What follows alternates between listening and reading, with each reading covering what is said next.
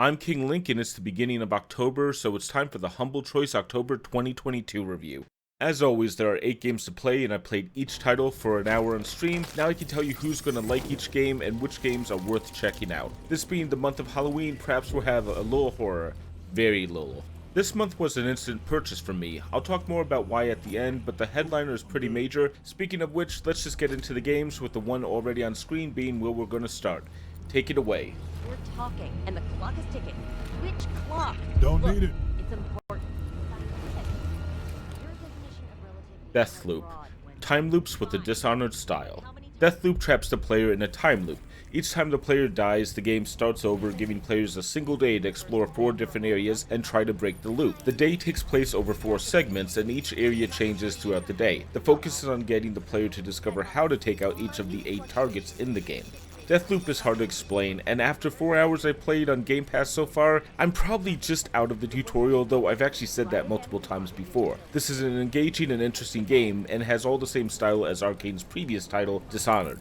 Pick this up if you like the idea of time loops or stealth. While you might be able to go guns blazing eventually, you're gonna have to be cautious in this title at first. Also, there's a ton of swearing, like enough that I have to bring it up here. However, the story is solid and the writing is excellent. I'm excited to play more and I'm glad I have this in my Steam library.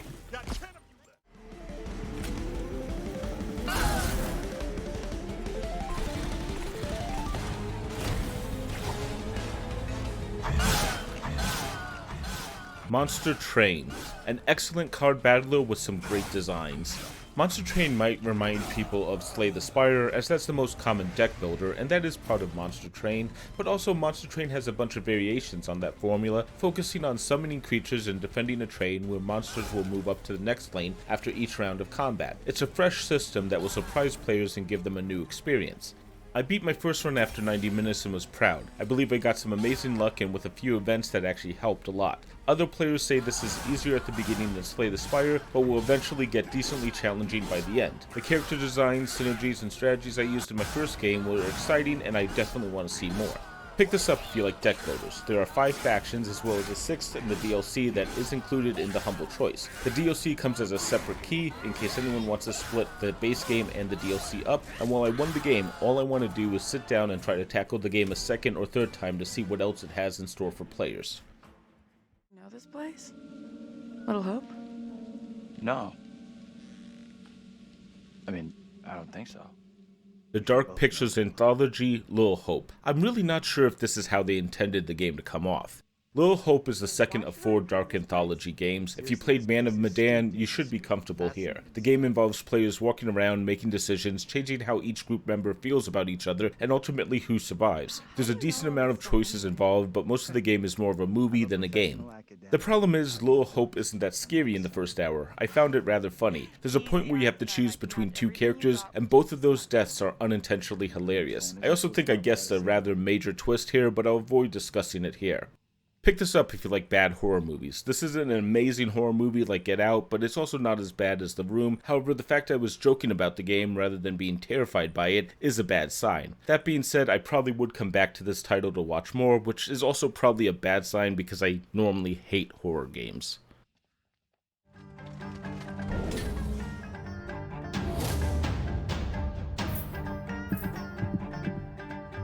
Disciples Liberation, a tactical battle game which feels like Heroes of Might and Magic.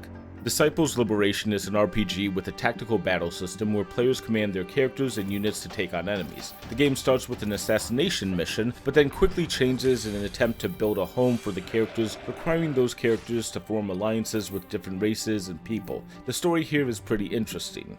Disciples Liberation has a good system where the players have to hire units from their base and use them to fight in battles, and units who die will be permanently lost. However, I had more of a challenge keeping my main character alive, though that actually doesn't end the game. There's also a controversial auto-win system when you overpower enemies, which I prefer, but I do know some people are going to disagree with that. Pick this up if you like turn-based tactics game, especially those on a hexagon grid. This gave me a hard nostalgic feeling for Heroes of Might and Magic, but this also feels like it was done right. Though, where most RPGs is more about the story, people here will definitely have to look into the combat here to decide if it's right for them, which is why that's what I'm showing.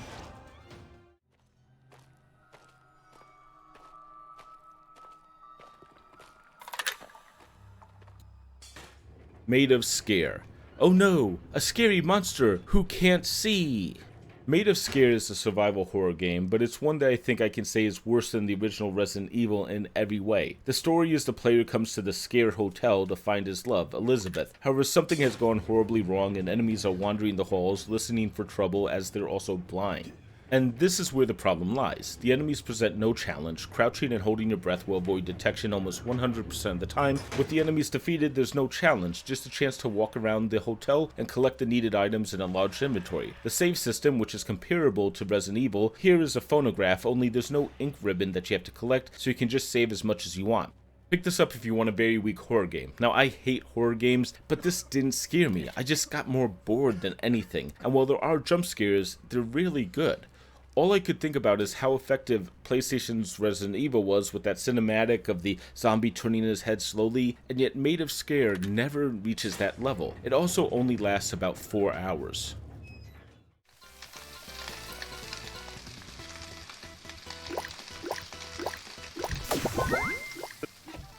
Epic Chef, a bit of Battle Chef Brigade with Stardew Valley.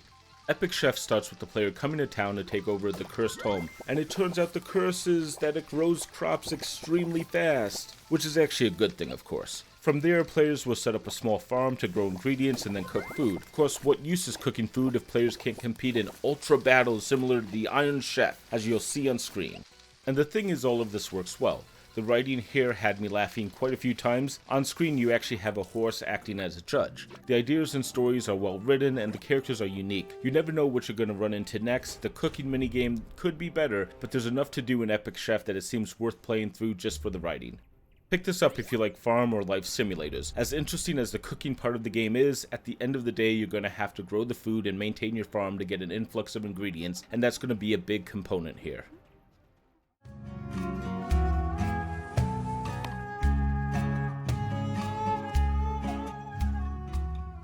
Railroad Corporation, connecting the country to make a profit.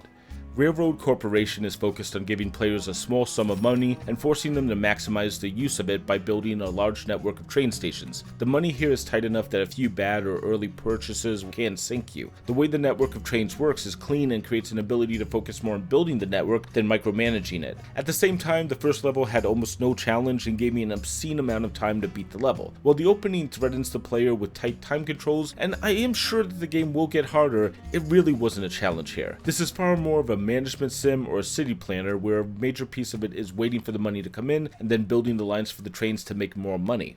Pick this up if you like games similar to City Skylines. Once you build up a network and set up the routes, you're mostly just watching the trains passively. There is a good resource management challenge with the money, but outside of not overspending and making sure you react to new opportunities, this probably won't be that challenging.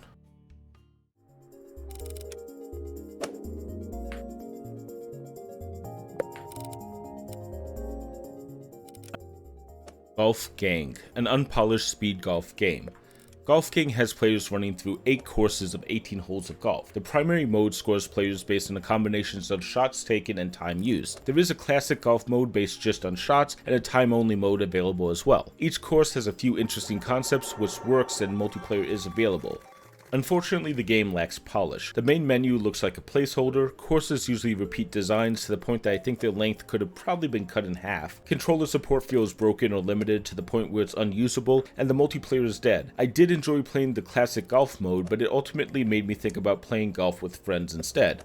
Pick this up if you have some friends. I'm sure this game is better with a group of friends, but as a standalone title, I probably would pass on it. After playing a full course, I found myself bored from the repetition, and in general, this game isn't that interesting. And while that is all 8 titles, of course we have one final game to look at. Last month, Humble Games released a new title, MoonScars, on Humble Game Collection. You can actually play that there or on Game Pass, which is what I did, but let's take a look at it.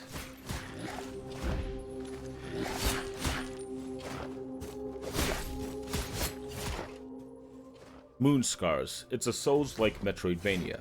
MoonScars reminds me of Blasphemous. Adapting the challenging Souls formula to a 2D game isn't a new thing, but it works well here. MoonScars will punish players, but also includes enough features that players should be able to master it. The most essential move is a parry that will let players inflict huge damage on a risk-reward system. MoonScars loses me on its story though. The game constantly tries to tell this large, epic story, but doesn't introduce players to the narrative concepts. It'll be a great story for someone who already studies all the lore in Dark Souls, but it's a bit too present to be ignored by everyone else. This is also decently hard, where I've spent at least about 3 hours and I've yet to reach a boss, but have grown bored of it a couple times. Pick this up if you like the Souls formula and want to play a solid Metroidvania of that style. There are a lot of fresh ideas here, but at the end of the day, the world building wasn't interesting enough to make me want to continue. And that's what I have for the games this month. I will also mention that similar to releasing MoonScars immediately into the Humble Game Collection so any subscriber to Humble Choice can play it, Signalis, a survival horror game, will also release into that same collection on October 27th, so if you're a subscriber and want to check that game out, you'll have a chance. Now, what about the actual games in the bundle? Personally, I bought this bundle a second after it came out, and yeah, obviously I always do that, but this time it was for a specific title. I played Deathloop while looking at it for Game Pass. I actually wanted it on my Steam account. It's a $60 title and the historic low was only $20. That's a great deal. Everything else to me was irrelevant at that point. But the rest of the bundle is shockingly great as well. There are a lot of major hits and I'm looking forward to playing a bunch more of them. With this being October, I'm sure some people were hoping for more horror, and while there are 2 horror titles here, I think they're both lacking something. You know, the horror. I honestly think Humble may finally be back to delivering top tier bundles. Last month was great with Just Cause 4 and Crusader Kings 3, but I think this one might have it beat for me. However, we should still look at how the games shake out, so let's take it to the tier list. And yeah, I got a lot of feedback last month, and while I was going to compare the games to consoles this time, okay, fair enough. Let's just go back to the typical tier system. I've heard what you guys have said, and I'm going to avoid putting a Big Mac on the screen right now. Okay, I'm not actually going to do that. And just to give you that overview, the top tier is still the games that you should buy the bundle for if you're interested in any of them. The middle tier is worth it, but maybe not worth the whole bundle price. If you see 2 or 3 games there that interest you, pick the bundle up. And the bottom tier, yeah, let's try to forget about them. I know I will. Speaking of, we have 2 games in the bottom tier this month called the Also Rans. The first is Golf Gang. I can see someone playing this with friends and having a good time, but I honestly don't feel that that's an appropriate metric pretty much ever when looking at games. Several golf games are better than this with friends. This came out only a few months ago as well, and it's a situation where I feel almost anything else would have been better than this title. The other game in the Also Rans is Maid of Sker. I really do think that's how they pronounced it. I found nothing that interested in this game, and while I died into the first monster because of a mistake, I rarely was detected after that. It's a survival horror game that struggles to compete against a 20-year-old title, and at 4 hours long, it doesn't stick around that much either. So let's take a quick peek at the tier list after these 2 games. The bottom tier is for stuff I wouldn't recommend to anyone, and that's why those 2 games are exhibited. We'll move up to the next level, the solid add-ons. The bottom of this tier is the Dark Pictures Anthology, Little Hope. And the fact is, this was almost in the bottom tier, but there's one person I would recommend this game to. Myself. I almost definitely will be returning and playing through this, but it is also weak at the same time. The next step up on the add-ons is the Railroad Corporation. I really enjoy designing the tracks and trying out different things. The game optimized the use of the railroad lines, so the focus is on running the business, and I actually do appreciate that quite a bit. The next up is Disciples Liberation, and I enjoyed this one, but I definitely need more time to get comfortable with it. However, if it is trying to be in that same genre as Heroes of Might and Magic, which I do think it is, it also resolves some of my biggest problems with that genre, and I appreciate that. The focus is on the units rather than worrying about having these big stacks of units, which makes this much more playable.